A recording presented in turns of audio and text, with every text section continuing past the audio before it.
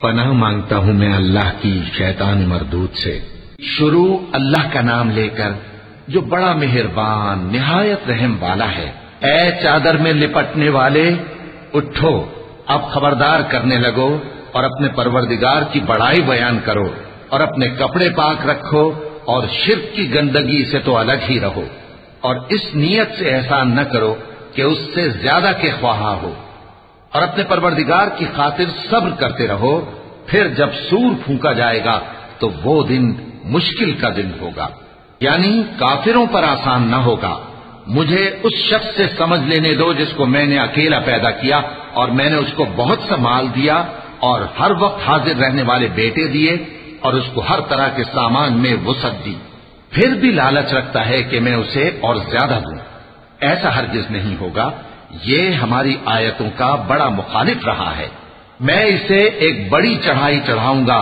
اس نے غور و فکر کیا اور ایک بات ٹھہرا لی، یہ مارا جائے، اس نے کیسی تجویز کی، پھر یہ مارا جائے، اس نے یہ کیسی تجویز کی، پھر اس نے نگاہ کی، پھر تیوری چڑھائی اور منہ بگاڑا، پھر پیٹ پھیر کر چلا اور تکبر کیا، پھر کہنے لگا یہ تو جادو ہے جو پہلے لوگوں سے برابر ہوتا آیا ہے، پھر بولا یہ اللہ کا کلام نہیں بلکہ بشر کا کلام ہے، میں ان قریب اس کو سقر میں داخل کروں گا، اور تم کیا سمجھے کہ سقر کیا ہے؟ وہ ایسی آگ ہے کہ نہ باقی رکھے گی اور نہ چھوڑے گی، اور بدن کو جھلس کر سیاہ کر دے گی۔ اس پر 19 داروغہ ہیں، اور ہم نے دوزخ کے داروغہ فرشتے ہی بنائے ہیں اور ان کا شمار کافروں کی آزمائش کے لیے مقرر کیا ہے، اس لیے کہ اہل کتاب یقین کریں اور مومنوں کا ایمان اور زیادہ ہو، اور اہل کتاب اور مومن شک نہ لائیں، اور اس لیے کہ جن لوگوں کے دلوں میں نفاق کا روگ ہے اور جو کافر ہیں کہیں کہ اس مثال کے بیان کرنے سے اللہ کا مقصود کیا ہے۔ اسی طرح اللہ جس کو چاہتا ہے گمراہ رہنے دیتا ہے اور جس کو چاہتا ہے ہدایت دیتا ہے، اور تمہارے پروردگار کے لشکروں کو اس کے سوا کوئی نہیں جانتا، اور یہ قرآن تو بنی آدم کے لیے نصیحت ہے۔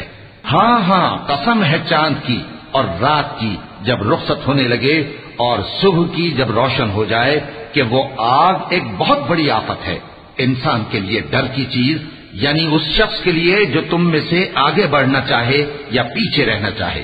ہر شخص اپنے کرتوتوں کے باعث گرفتار ہوگا، مگر داہنی طرف والے نیک لوگ جنتوں میں ہوں گے اور پوچھتے ہوں گے، یعنی آگ میں جلنے والے گناہگاروں سے، کہ تم دوزخ میں کیوں پڑے؟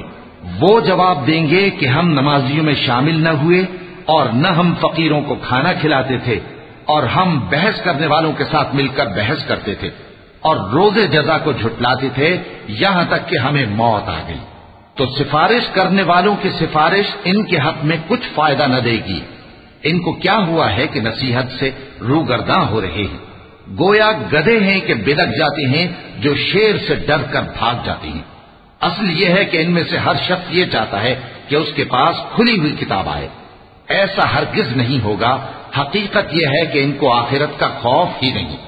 کچھ شک نہیں کہ یہ قرآن نصیحت ہے، تو جو چاہے اسے یاد رکھے، اور یاد بھی تبھی رکھیں گے جب اللہ چاہے۔ وہی اس لائق ہے کہ اس سے ڈرا جائے، اور وہی معاف کرنے والا ہے۔